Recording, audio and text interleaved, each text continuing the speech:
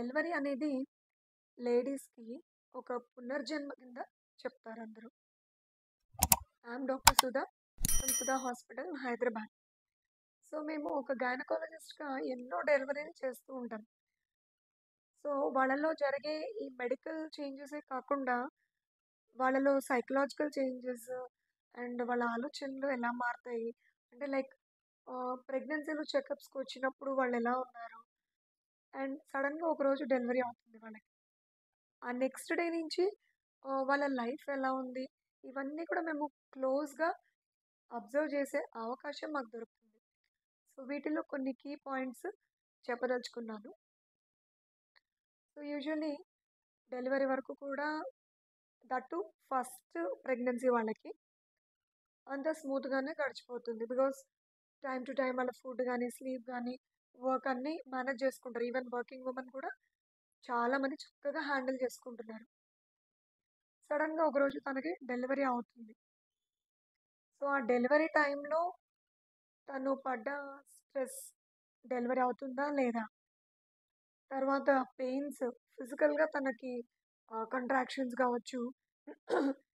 తను పడ్డ strain and sweating, muscles, ఈ స్లీప్‌లెస్ నైట్, ఇవన్నీ కూడా వాళ్ళు బేర్ చేసుకొని డెలివరీ అయిన తర్వాత ఆ నెక్స్ట్ డే కల్లా వాళ్ళ డైలీ రొటీన్ మొత్తానికి చేంజ్ అవుతుంది ఒక్కసారిగా. అంటే మేము రౌండ్స్‌కెళ్తాం గదా! అప్పుడు ఏంటంటే వాళ్ళు నైట్ అంతా కూడా డిస్టర్బ్డ్ స్లీప్ ఉంటుంది. ఎందుకు? ఒకటి, అసలు వాళ్ళకి వరల్డే కొత్తగా అనిపిస్తుంది. ఎందుకంటే అప్పటి వరకు వాళ్ళు సింగిల్‌గా ఉన్నది, ఇప్పుడు ఆ బేబీ తోటుంటారు. అండ్ బేబీకి ఫీడింగ్ ఇస్తూ ఉండాలి ఎవ్రీ 2 అవర్స్‌కి. అండ్ తర్వాత వాళ్ళు లేచి ఫ్రెష్ అప్ అయ్యి వచ్చే లోపల మళ్ళా బేబీ ఏడుస్తూ ఉంటుంది. వాళ్ళకి ఫీడింగ్ పట్టియాలి. సో, ప్రతీది గూడా వాళ్ళకి ముందు ఉన్నంత స్మూత్ ఫ్లో డిఫికల్టే. అండ్ తర్వాత విజిటర్స్ వస్తుంటారు పలకరించడానికి. తర్వాత వీళ్ళలో కొంత ఫియర్ ఉంటుంది. నా బేబీకి నా ఫీడింగ్ సరిపోతుందా లేదా? బేబీ హెల్తీగానే ఉందా? ఒకవేళ ఎక్కువసేపు ఏడిస్తే వీళ్ళకేమన్నా గ్యాస్ట్రిక్ ప్రాబ్లమ్ గాని, ఏమైనా ఇష్యూ ఉందా బేబీకి? ఇలా ఎన్నో ఫియర్స్ ఉంటాయి. జాయ్ ఉంటుంది.